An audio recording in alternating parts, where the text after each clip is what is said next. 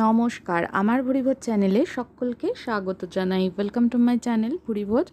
আমি আজকে বানাবো সজনে ডাঁটা কুমড়ো দিয়ে ভীষণ সুস্বাদু একটা রেসিপি, নিরামিষ তরকারি তৈরি করব। তার জন্য এখানে সজনের ডাঁটা, কুমড়ো, লাল আলু আর টমেটো নিয়েছি। প্রথমে একটা ভাজা মশলা তৈরি করে নেব। তার জন্য শুকনো ফ্রাইং প্যানে দিয়ে দিয়েছি 1 টিস্পুন ধনে, গোটা ধনে, 1 টিস্পুন জিরে আর সামান্য পরিমাণে দিয়ে দিলাম একটু মৌরি, আর দিয়ে দিলাম একটা তেজপাতাকে ছিঁড়ে দিয়ে দিয়েছি। সমস্ত মশলাকে 25 থেকে 30 সেকেন্ড মতন লো ফ্লেমে ভেজে নেব। এবার ফ্রাইং প্যানে সর্ষের তেল গরম করে বড়িগুলো লাল করে ভেজে নিতে হবে। আর যে ভাজা মশলাটা তৈরি করেছিলাম সেটা জল দিয়ে একটু ভালোভাবে পেস্ট করে নিয়েছি। দেখুন, এভাবে দুটো পিঠই খুব ভালো করে ভেজে নিয়েছি। এবার ফ্রাইং প্যানে আরও একটু পরিমাণে সর্ষের তেল দিয়েছি, যেহেতু বড়ি কিন্তু অনেকটাই তেল টেনে নেয়। এবার আমি সমস্ত সবজিগুলোকে, মানে সজনে ডাঁটা, কুমড়ো, লাল আলু আর টমেটো, সমস্ত সবজিকে একসাথে তেলে দিয়ে দিচ্ছি। দিয়ে এই সমস্ত সবজিগুলোকে ভাজা ভাজা করে নেব। এই নিরামিষ তরকারিটা আপনারা ভাত, রুটি, খিচুড়ি এগুলোর সঙ্গে ট্রাই করতে পারেন। সজনে ডাঁটায় তো প্রচুর পরিমাণে গুণ রয়েছে, যে কোনো রোগের জন্য কিন্তু সজনে ডাঁটা খাওয়া ভীষণই ভালো।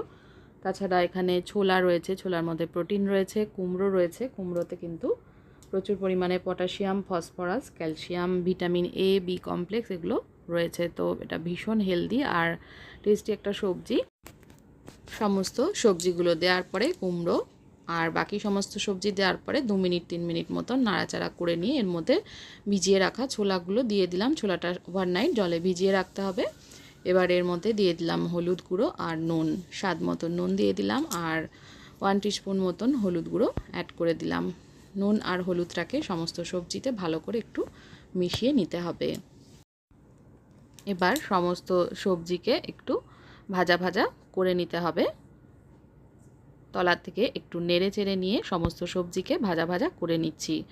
একটু ভাজা ভাজা হয়ে গেলে এর মধ্যে 7-8 মিনিট মতন ভেজে নেওয়ার পরে এর মধ্যে দিয়ে দিচ্ছি আদা, কাঁচা লঙ্কা বাটা। ছোটো চামচের 2 চামচ মতন আদা কাঁচা লঙ্কা বাটা নিয়েছি, অথবা 1 ইঞ্চি আদা, 7-8টা কাঁচা লঙ্কা নিয়ে একটু জল দিয়ে বেটে নিয়েছিলাম, সেটা অ্যাড করে দিলাম। এই আদা আর কাঁচা লঙ্কা বাটাটাও ভালোভাবে সবজির সঙ্গে মিশিয়ে নিয়ে একটু ভাজা ভাজা করে নিতে হবে সবজিটাকে। আদা আর কাঁচা লঙ্কা বাটাটা দেওয়ার পরে আরও বেশ কিছুক্ষণ এটাকে তলার থেকে নেড়েচেড়ে কষিয়ে নিচ্ছি। আরও 7-8 মিনিট মতন এটাকে ভাজা ভাজা করে নিতে হবে সবজিগুলোকে। যখন ভাজা ভাজা হয়ে যাবে তখন এর মধ্যে আমি অ্যাড করে দেব জল। এবার জলের পরিমাণটা একটু বেশি দিতে হবে, কারণ সজনে ডাঁটা আর কুমড়ো, লাল আলু এগুলোকে ভালোভাবে সেদ্ধ করে নিতে হবে। জলের পরিমাণটা সে কারণে একটু বেশি দিয়ে এটাকে ঢাকা দিয়ে সেদ্ধ করে নেব।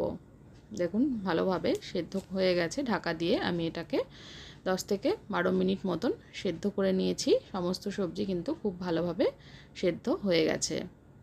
কুমড়ো, সজনে ডাঁটা সমস্ত সবজি ভালোভাবে সেদ্ধ হয়ে যাওয়ার পরে আমি এই পুরো সবজিটাকে অন্য একটা পাত্রে ঢেলে রাখবো। এই তরকারিটায় এখনও কিন্তু ফোড়ন দেওয়া বাকি রয়েছে। এবার এর মধ্যে দিয়ে দিলাম ভাজা মশলা, যেটা আমি ফ্রাইং প্যানে ভেজে রেখেছিলাম, জিরে, গোটা ধনে আর মৌরি, সেগুলো জল দিয়ে একটু বেটে নিয়েছিলাম, সেটা অ্যাড করে দিলাম সবজিগুলো সেদ্ধ হওয়ার পরে। এবার মশলাটাকে ভালোভাবে ঝোলের সঙ্গে মিশিয়ে নিচ্ছি। ভালো করে মেশানো হয়ে গেলে এবার আমি সবজিটাকে অন্য একটা পাত্রে তুলে রাখবো। দেখুন, ঝোলটাও কিন্তু ঘন হয়ে গেছে। অন্য একটা পাত্রে তুলে নিয়েছি। এবার ফ্রাইং প্যানে আরও একটু তেল অ্যাড করব ফোড়নের জন্য। দিয়ে দিচ্ছি 5 ফোড়ন। সর্ষের তেল গরম করে 5 ফোড়নটা দিয়ে 5 ফোড়নটা ভালো করে একটু ভেজে নেব। আর 3টে চেরা কাঁচা লঙ্কা অ্যাড করে দিলাম। কাঁচা লঙ্কাটাকে অবশ্যই চিড়ে নিতে হবে। গোটা কাঁচা লঙ্কা দিলে কিন্তু তেলে ফাটবে, সেক্ষেত্রে অবশ্যই কাঁচা লঙ্কাটাকে চিড়ে নেব। কাঁচা লঙ্কাটা একটু ভাজা ভাজা হয়ে গেলে, ফোড়নটা ভাজা হয়ে গেলে দিয়ে দেবো, তরকারিটা ঢেলে দিয়ে দিলাম। এবার একটু ভালো করে মিক্স করে নেব ফোড়ন আর তেলের সাথে। ভালোভাবে মিক্স করা হয়ে গেলে পরে এটাকে আরও 2-3 মিনিট মতন ঝোলটাকে একটু ফোটালেই এটা একদম তৈরি হয়ে যাবে। ঝোলটা একটু অল্প অল্প ফুটতে শুরু করলেই ভেজে রাখা বড়িগুলো অ্যাড করে দিলাম। বড়িগুলো দেওয়ার পরে কিন্তু খুব বেশি এটাকে জাল দেব না, তাহলে বড়িগুলো নরম হয়ে ভেঙে তরকারির সঙ্গে পুরো মিশে যাবে। 2 মিনিট 1 থেকে 2 মিনিট মতন একটু ফুটিয়ে নিলেই এটা একদম তৈরি হয়ে যাবে। তরকারিটা রেডি হয়ে গেছে, দেখুন মাখা মাখা তরকারি তৈরি হয়ে গেছে। এবার এটা কেমন হয়েছে একটা বলে সার্ভ করে দেখিয়ে দিচ্ছি।